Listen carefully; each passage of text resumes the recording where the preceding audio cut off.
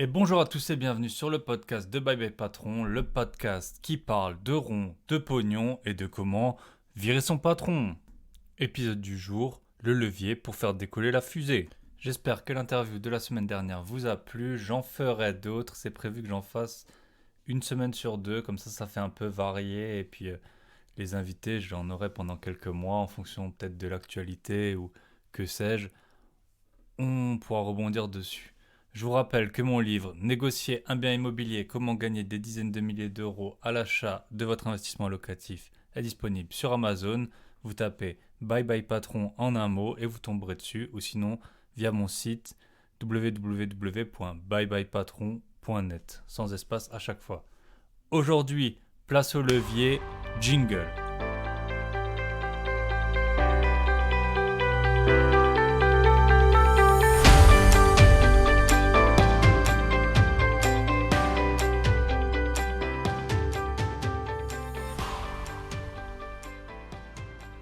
Le sujet du jour, c'est donc l'effet de levier. Mais l'effet de levier, qu'est-ce que c'est, Jamy? Alors, je connaissais la citation d'Archimède « Donnez-moi un levier et un point et je soulèverai le monde ». J'ignorais celle de Louis Dantin « Le ciel et le cul, les deux grands leviers ». Dans tous les cas, le levier, c'est hyper important, c'est un point qu'on peut-être nous a pas appris à l'école ou qui a été en tout cas négligé. Mais si vous voulez faire de l'argent rapidement, vous n'avez aucun autre choix que de passer par le levier. Pourquoi est-ce que je traite aujourd'hui de ce sujet? Parce que c'est lié à un livre que j'ai adoré qui s'appelle L'autoroute du millionnaire. Je l'avais lu il y a 2-3 ans. Il traite de beaucoup de sujets. Il est vraiment hyper bon. Je peux que vous le recommander. Il est de MJ de Marco. Je mettrai un lien dans la description de l'épisode si vous voulez l'acheter. C'est vraiment un excellent livre. Et en fait, un peu toute la thématique du livre, c'est il faut prendre l'autoroute pour être millionnaire. Ça sert à rien de rouler en Lamborghini à 70 ans quand vous pouvez pas monter dedans. Donc, quels que soient vos objectifs, voilà, le levier, lui, parle de plusieurs sortes de leviers qui permettent justement d'accélérer. Et c'est ce qu'on va voir aujourd'hui. Donc, l'épisode, il sera divisé en 3 parties. Les 3 types de leviers dont je vais traiter, il y en a d'autres qui existent, mais les 3 types de leviers dont je vais traiter, le premier c'est le levier des gens, le deuxième c'est le levier de la bourse, et le troisième c'est le levier de l'immobilier. Alors je vous préviens d'avance, le levier de la bourse, ça va être un peu technique, j'ai essayé de simplifier au maximum, mais c'est aussi un peu vous ouvrir sur ce qui est possible et ce qui existe, et après ce sera à vous de prendre vos précautions. Je ne suis pas du tout votre conseiller en investissement, je vous présente juste ce qui existe. Première partie, le levier. Alors avant de démarrer, il faudrait peut-être se mettre d'accord sur ce qu'est un levier. Donc j'ai regardé sur internet la définition. C'est un corps solide mobile autour d'un point d'appui permettant de multiplier une force. C'est surtout là-dessus qu'on va s'appuyer aujourd'hui sur la multiplication de la force. En fait, ce qu'on va vite se rendre compte, c'est que seul, tout est beaucoup trop lent, notamment l'enrichissement. C'est un peu comme tout dans la vie. Si vous devez apprendre des choses seul, ça va beaucoup plus lentement que si on vous les explique. Et pour tout ce qui concerne l'argent, le levier, c'est vraiment un très grand accélérateur dont beaucoup de gens en fait font usage sans s'en rendre compte et certains passent à côté. Alors, le levier, en fait, le premier levier dont je vais parler, c'est le levier des gens. En fait, pourquoi est-ce que c'est important de faire du levier? Parce que tout seul, vous vous rendez bien compte, admettons que vous ayez pour objectif d'avoir 1 million d'euros.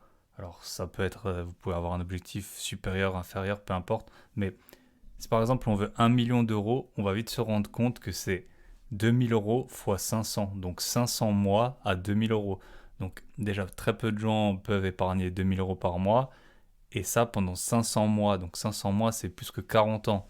On voit vite que tout seul, ça va être trop compliqué sans levier. Quand vous demandez à des gens, est-ce que si tu gagnes 3, 4, 5 millions au loto, tu arrêtes de travailler? Il y a plein de gens, ils vont vous dire, ben non, ça suffit pas, la maison que je veux, elle coûte déjà 1,5 million et tout ça. Mais en fait, voilà, dans leur vie, s'ils gagnent 2000 euros par mois, ils vont gagner en tout 1 million d'euros. Donc, c'est un peu ça dont il faut se rendre compte, c'est sa capacité, elle est limitée en fait, sa capacité à générer de l'argent. Peu importe votre paye, même si vous gagnez 5 ou 10 000 euros, en fait, sans levier, vous vous n'allez pas réussir à accélérer assez rapidement. Donc vous allez avoir un beau train de vie, mais votre patrimoine ne va pas augmenter de façon exponentielle. Donc c'est pour ça qu'il faut faire du levier. Et le premier levier qu'on peut faire, c'est le levier des gens. Donc c'est tout simple, c'est par exemple les chefs d'entreprise. Un chef d'entreprise, lui, son plus gros actif, ça va être sa société. Et sa société, elle va valoir beaucoup d'argent. On sait très bien qu'une société, ça vaut beaucoup plus que le patrimoine moyen de quelqu'un. En tout cas, quand la société fonctionne. Et donc, le levier humain, ça va être d'avoir par exemple des employés. Alors moi, j'en ai pas parce que ça crée énormément de contraintes. Tout le monde vous le dira. Mais soit des employés, soit des gens qui travaillent pour vous. Parce que seul, vous n'allez pas réussir à tout faire. Donc, si par exemple, un chef d'entreprise, il a 10 salariés, et ben chaque mois, il va avoir 10 personnes qui vont participer en fait à la création et à l'augmentation de la valeur de son patrimoine. Et lui, il sera en fait seul à en profiter. Donc 10 personnes travailleront pour lui. Alors lui, bien sûr, il les paye, mais l'idée, c'est forcément qu'on les paye moins que ce qu'il rapporte. Et là, on voit un peu le levier, voilà, 10 personnes par rapport à une personne. Si vous regardez les gens les plus riches du monde, que ce soit Jeff Bezos ou Bill Gates, enfin, c'est des gens qui emploient des centaines de milliers de salariés ou qui, à un moment de leur vie, ont employé des centaines de milliers de salariés. Donc, c'est comme ça qu'on fait levier. Donc, en employant des gens ou en faisant travailler les gens pour soi. Alors moi, j'ai pas de salariés parce que ça m'intéresse pas et que voilà, si c'est pour dire bye bye patron, c'est pas pour se rajouter des contraintes. Mais en revanche, je fais appel à des prestataires externes, que ce soit pour la gestion de mes biens immobiliers ou les travaux. Récemment, j'ai refait une pièce moi-même, ça m'a pris 3 jours, 3 jours où j'étais tout seul.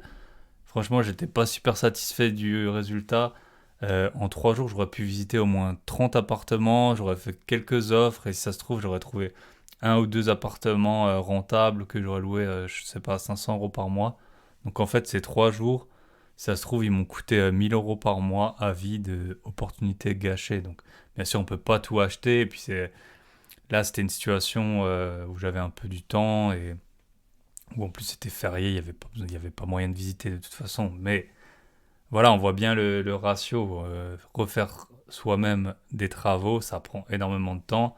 Et ce temps, il pourrait être passé à faire autre chose. Donc, dès lors que vous considérez que vous pouvez apporter plus de valeur à quelque chose que le temps, enfin, que par exemple une tâche, elle vous rapporte moins que la valeur que vous pouvez apporter en temps normal, eh ben, il faut la déléguer dès lors que c'est possible. Donc, si par exemple vous n'êtes pas formé à la comptabilité ou que ça vous ennuie, déléguer la gestion de vos biens, enfin la comptabilité de vos biens à un expert comptable. Si vous voulez pas faire les entrées-sorties pour votre location courte durée, déléguer à un concierge. Si vous voulez pas faire les travaux, déléguer à un artisan. Et souvent, ce sera mieux fait, déductible des impôts. Et pendant ce temps, vous pouvez vous consacrer à des choses qui rapportent plus. Donc vraiment, le premier levier, je répète, c'est le levier humain. Et c'est grâce à ça que vous pourriez éventuellement vous constituer un patrimoine important. On entend souvent des chefs d'entreprise qui ont vendu leur société plusieurs millions et voilà, c'est pas, même avec 10 000 euros par mois, vous n'allez jamais avoir un patrimoine de 10 millions d'euros juste en travaillant. Donc eux, ils ont profité de l'effet de levier. Alors, je vais le dire plusieurs fois, le levier, il est dans les deux sens. C'est un levier vers le haut et c'est un levier vers le bas. Quand vous avez une société, vous pouvez tout perdre parce que voilà, elle est plus grosse que vous. Donc si vous devez vous engager personnellement pour des dépenses à elle, et ben ça va être même peut-être toute votre vie, vous n'arriverez jamais à rembourser des dettes qu'une société elle aura contractées pour quelques mois d'existence. Donc attention avec le levier, c'est dans les deux sens, il faut faire les choses très intelligemment. Et là, on va voir le deuxième levier qui est celui de la bourse, qui est peut-être le levier le plus risqué, mais il faut quand même savoir que ça existe. Voilà, deuxième partie.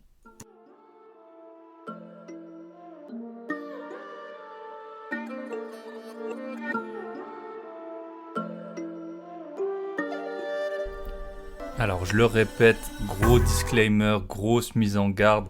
Là-dessus, tout ce que je vais vous exposer, il faut s'en servir avec d'extrêmes précautions. Moi, il y a certains leviers dont je me sers en bourse. C'est pas pour tout le monde. Et le levier, c'est dans les deux sens. Donc, ça peut participer à votre enrichissement, mais ça peut aussi causer votre perte, voire vous pouvez perdre plus que vous avez misé. C'est pas comme au casino, sauf si au casino vous commencez à parier votre montre, votre conjoint ou la vie de vos enfants, mais en général au casino on perd, au pire on ressort et on n'a plus rien, alors qu'avec la bourse et le levier on peut perdre plus que ce qu'on a. Mais voilà, si on s'en sert bien, ça peut vraiment servir. En fait le problème c'est la bourse, j'ai fait un épisode dessus qui s'appelait le combat bourse versus immobilier. La bourse c'est génial par rapport à l'investissement immobilier de plein de points de vue. C'est super passif, on peut diversifier, on peut, si on a besoin d'argent, on peut vendre une partie, on peut augmenter son investissement super rapidement, il y a très peu de frais de transaction. Voilà, on peut ne pas s'occuper de ses actions pendant plusieurs mois et il arrivera rien de grave. Avec l'immobilier, c'est totalement impossible. Mais le gros problème de la bourse, c'est que en temps normal, on ne peut pas faire de levier. En fait, on va investir que l'argent qu'on a déjà. Et cet argent, eh ben, même à 7%, en général, on dit que la bourse, elle a 7% de rentabilité à long terme par an. Eh ben, vous n'allez rien faire avec ça. Enfin, si vous n'avez pas un gros capital de départ, par exemple, si vous avez 10 000 euros en bourse à 7%, ça vous rapporte 700 euros par an. 700 euros par an, ça va pas changer votre vie. Si vous avez 10 000 euros et que vous les utilisez en apport sur de l'immobilier, vous pourrez peut-être acheter pour 100 000 euros un bien. Et ce bien, il vous rapportera 10 fois plus, peut-être 7 000 euros par an. Donc sans levier et sans patrimoine, eh ben, la bourse, c'est lent. Après, on vend souvent et j'avais un de mes abonnés qui m'avait envoyé un message par rapport à ça. On vend souvent ce qu'on appelle la magie des intérêts composés. Donc en gros, si vous avez 100 euros à 10%, ça fait 110 l'année d'après. Du coup, de nouveau à 10%, et ben, au lieu de vous rapporter 10, ça vous rapportera 11, vous aurez 121 euros. Et ces 121 euros, ils vous rapporteront 12 euros, et ainsi de suite. Les effets composés, alors il y a une phrase qui aurait été attribuée à Albert Einstein, que c'est la plus puissante force du monde, ou je ne sais quoi. Visiblement, il n'y a aucune trace d'une telle parole, surtout que ça aurait été probablement en allemand, ou peut-être en anglais, j'en sais rien. Mais peu importe, les intérêts composés, c'est bien sur le papier, mais ça met énormément de temps. Le meilleur moyen d'augmenter son patrimoine, c'est pas que de le placer de manière passive, c'est aussi de rajouter de l'argent dans ses investissements. Donc, les intérêts composés, c'est bien quand on a 60 ans. Si vous regardez la fortune de Warren Buffett, vous pouvez voir son portefeuille, à quel point, je sais pas, il avait déjà peut-être 70 ans quand vraiment le portefeuille il a décollé. Et lui, maintenant, il profite de la magie des intérêts composés. Mais si vous écoutez ce podcast, probablement que vous n'avez pas 70 ans et déjà 500 millions ou 1 milliard qui traînent sur un compte. Donc voilà, si on veut faire de l'argent avec la bourse, alors soit il faut abonder, c'est ce que je vous conseille, chaque mois par exemple, mettre une partie de votre épargne en bourse, mais il y a possibilité de faire du levier. Alors le premier moyen pour faire du levier en bourse, c'est ce qu'on appelle un crédit lombard. Alors, moi je l'utilise pas parce que je pense que c'est plutôt pour les personnes un peu plus âgées ou qui ont déjà vraiment de l'épargne financière conséquente. Moi, une grosse partie de mon épargne, elle part dans l'achat de biens immobiliers ou des rénovations, ou alors elle est déjà placée en bourse. Donc j'utilise pas le crédit lombard, mais sachez que ça existe. En fait, c'est vous allez nantir. Donc nantir, c'est donner en garantie, c'est un peu comme une hypothèque que vous pourriez faire sur un bien. Vous allez nantir un portefeuille. Par exemple, si vous avez 200 000 euros d'assurance vie, vous allez pouvoir nantir ce portefeuille et en échange, on va vous donner un peu moins, peut-être 100 000 euros. Et ces 100 000 euros, vous allez pouvoir les investir en bourse. Alors, c'est très utile d'avoir d'un coup 100 000 euros sans avoir besoin de l'épargner. Par contre, vous êtes tributaire de la garantie. Si c'est une assurance vie du type fonds euro, et ben, ça va pas trop varier. Si c'est un autre portefeuille d'actions, et ben là, il va falloir faire attention parce que votre portefeuille, ce sera lui qui sera en garantie. Et si par exemple on vous prête 100 000 euros, sur base d'un portefeuille de 200 000 euros, tout va bien. Mais si votre portefeuille de 200 000 euros, d'un coup, sa valeur, elle commence à baisser, eh ben, on peut vous réclamer de rembourser anticipativement le prêt parce que, en fait, votre garantie, elle ne sera pas suffisante. Donc, normalement, on prend de la marge, etc. Mais bon, sachez qu'il est possible d'emprunter sur base d'argent qu'on a déjà. C'est un peu pour ça que les riches restent riches. Voilà, c'est plus simple de nantir un portefeuille d'assurance vie pour réinvestir que de tous les mois commencer à se priver pour mettre de côté et puis espérer que ça fasse des petits. Donc, Crédit Lombard, je pense que si vous avez 45-50 ans, peut-être si votre résidence principale elle est payée, si vous avez des assurances vie, si vous avez hérité de l'argent qu'elle ne voulait pas toucher, ça peut être un bon outil. Et les taux, de ce que j'ai vu, c'est un tout petit peu plus élevé que pour l'immobilier, ça doit être autour de 1,5-2%. Le deuxième moyen de faire du levier en bourse, et ça c'est un moyen que j'existe, c'est alors chez mon courtier, chez mon broker, ça s'appelle l'allocation. En fait, c'est votre courtier, il vous avance de l'argent. Donc par exemple, vous avez 50 000 euros, il va vous dire que vous pouvez investir, admettons, 60 000 euros avec ces 50 000 euros. Donc il va vous prêter 10 000 euros. Alors là, pareil, très attention, il faut pas abuser de ce levier. Moi, mon broker, je pense qu'il prête au moins jusqu'à 2 fois. Donc ça veut dire qu'avec 50 000, vous pourriez miser 100 000 en tout. Mais pour moi, x2, c'est beaucoup trop risqué. Il faut essayer de rester dans un ratio de 1,2, 1,3. Alors pourquoi est-ce qu'on fait ça? Eh ben, c'est justement pour augmenter le rendement. Je vais vous donner un exemple. Si par exemple, vous avez... Ça fait beaucoup d'exemples dans cette phrase. Si par exemple, vous avez 40 000 euros. Avec ces 40 000 euros, vous voulez acheter des actions totales. J'arrondis, l'action totale, elle est à 40 euros. Donc avec 40 000 euros, vous pouvez acheter, eh ben, c'est simple, 1000 actions totales. Les actions totales, elles payent un dividende qui est de l'ordre environ de 5%. Donc sur ces 40 euros, vous toucherez 2 euros par action par année. Je répète, vous achetez une action 40 euros et elle vous rapporte 2 euros par an. Donc si vous avez 40 000 euros, vous pourrez acheter 1000 actions totales et vous toucherez alors 2000 euros de dividendes par an. C'est assez simple à comprendre. Vous avez 1000 actions, elles payent 2 euros, ça fait 2000 euros. Par contre, si vous utilisez l'allocation dont je viens de parler, peut-être qu'avec les 40 000 euros, vous allez faire un levier de fois 1,5 et donc vous allez pouvoir acheter pour 60 000 euros d'actions totales avec vos 40 000 euros de base. Donc les 40 000 que vous avez posés et les 20 000 de plus. Je sais, c'est un peu compliqué, mais en gros, il faut juste se dire que votre courtier va vous avancer 20 000 euros, il va vous les prêter. 20 000 euros et souvent peut-être à 1% d'intérêt. Et donc, au lieu de toucher les 2 000 euros de dividendes qu'on avait sans faire de levier, et bien là, si on mise 60 000 euros, on va toucher 3 000 euros de dividendes. Donc pourquoi? Parce qu'on a acheté 1500 actions au lieu des 1000 actions. Et donc c'est pour ça qu'on fait du levier.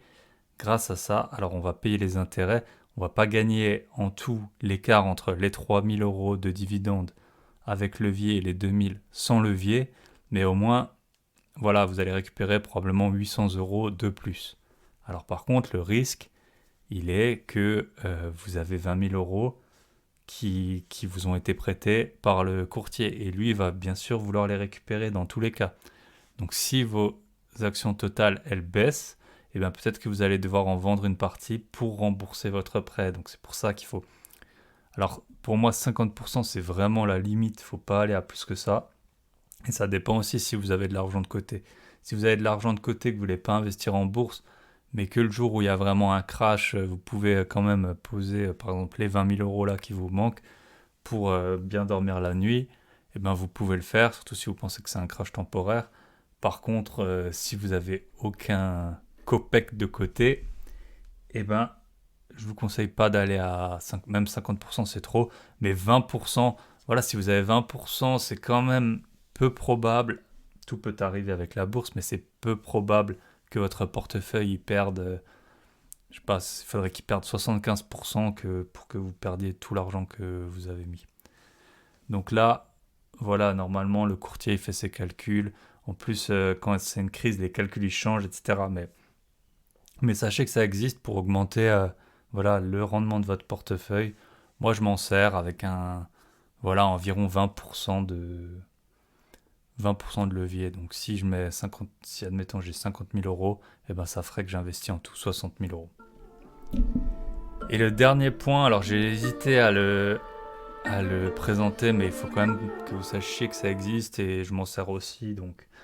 Mais là, c'est quand même pour les gens qui sont avancés en bourse, voire très avancés. C'est en fait des options.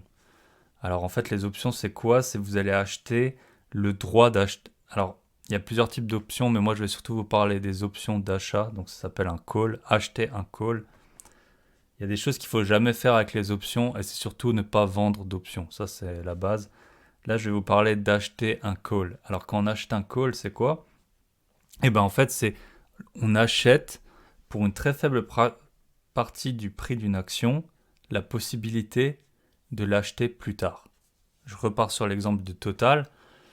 Par exemple, si vous avez, on va dire, donc, si vous avez, on va dire, 400 euros et que vous voulez investir dans Total, l'action Total, elle est à 40 euros. Mais vous pensez que d'ici à la fin 2021, l'action, elle vaudra plus 40, mais 45 euros. Donc, vous allez acheter avec vos 400 euros 10 actions Total à 40 euros. Et à la fin de l'année, si tout se passe bien, elles sont à 450 euros, donc vous avez gagné 50 euros. C'est bien, mais il y a moyen de gagner beaucoup plus grâce aux options. Pareil, le risque, il est dans les deux sens, à la hausse et à la baisse. Avec les options, qu'est-ce qui va se passer? C'est qu'en fait, vous n'allez pas acheter les actions totales, mais vous allez acheter, par exemple, pour 2 euros, le droit d'acheter dans 6 mois une action totale à 40 euros. Et donc, si nous on a les 400 euros, qu'est-ce qu'on va faire? On va acheter 200 options à 2 euros. Donc en fait, on aura le droit d'acheter 200 actions totales à 40 euros à la fin de l'année. Et si le cours il passe à 45 euros, et ben en fait, nous on va gagner sur chacune des actions sur laquelle on a une option la différence entre les 45 qui sont le cours du marché à la fin de l'année et les 40 qui sont le prix auquel vous avez le droit d'acheter parce que vous avez justement payé cette option. Et en fait, à la fin de l'année, donc il va se passer quoi? Si l'action elle est à 45, donc je vous répète, avec un montage classique, vous achetez 10 actions, vous aurez gagné 50 euros. Et bien là, on va gagner 5 euros, donc la différence entre 45 et 40, mais fois 200 parce qu'on a les options. Alors il faudra bien sûr enlever le prix qu'on a payé, donc qui dans le cas présent ce serait les 400 euros de départ de mise initiale, mais voilà, on aurait gagné 600 euros. Donc avec la même somme, soit vous gagnez 50 euros si vous faites un achat classique, soit vous gagnez 600 euros en utilisant les options. Par contre, à la fin de l'année, si vos 400 euros d'action, ils valent toujours que 400, donc 40 l'action, et bien là, votre portefeuille vaut toujours 400. Alors que vos options, elles ont une date d'expiration. Si à la fin de l'année, le cours n'a pas augmenté, et bien en fait, vos 400 euros d'options, ils sont perdus. Donc les options, c'est bien. Si on a, si on veut, franchement, faut que ce soit entre 1 et 5% maximum de son portefeuille en options. Mais si on pense qu'il y a une grosse tendance, eh ben on achète des options. Là, j'avais des options d'achat sur AXA que j'avais acheté l'an dernier. Et AXA, le cours, il avait vraiment été massacré au début du premier confinement en 2020. Puis ensuite, il a augmenté à fond. Je sais plus, j'ai fait du plus 1000% ou un truc comme ça. Mais donc faites attention avec les options. Il peut y avoir plein d'autres utilités. Et elles ont des noms vachement cool. Il y a des stratégies optionnelles, par exemple le Butterfly ou le Iron Condor. C'est tout un monde qui s'ouvre à vous. Sachez que ça existe. Si vous voulez parler plus des options, vous pouvez m'écrire ou m'appeler et on pourra en discuter parce que c'est un peu un sujet qui m'intéresse et sur lequel j'ai passé beaucoup de temps à lire. Mais en tout cas, sachez que ça existe. Donc je vous rappelle, pour la bourse, il y a 3 possibilités de faire du levier. Le crédit lombard, je dirais que c'est peut-être le moins risqué, mais c'est plutôt pour les personnes qui ont un patrimoine déjà avancé. Utilisez l'allocation de votre broker, donc votre broker vous prête de l'argent Là, attention, prenez peut-être maximum un levier de 1,2. Et encore, je vous rappelle, je ne suis pas votre conseiller en investissement, je vous dis ce que moi je fais.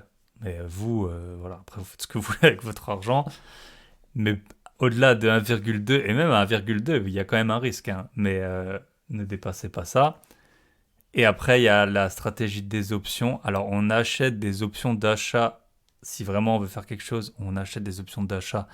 On vend jamais une option d'achat. Si vous vendez une option d'achat que ça se passe mal, eh ben, vous pouvez vendre un rein, votre maison et votre belle-sœur, et vous n'aurez toujours pas fini de rembourser ce que vous devez. Donc, avec les options, on fait très attention. Et si vraiment on veut essayer, on achète des options d'achat.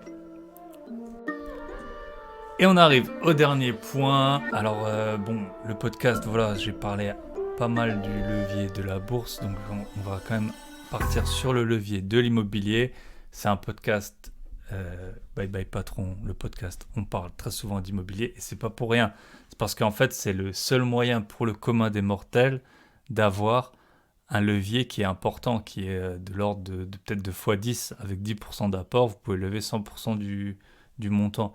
Tout le reste, c'est un peu la bourse, c'est un peu le Far West, il faut quand même dire. C'est vraiment plutôt pour les professionnels où c'est pas super régulé.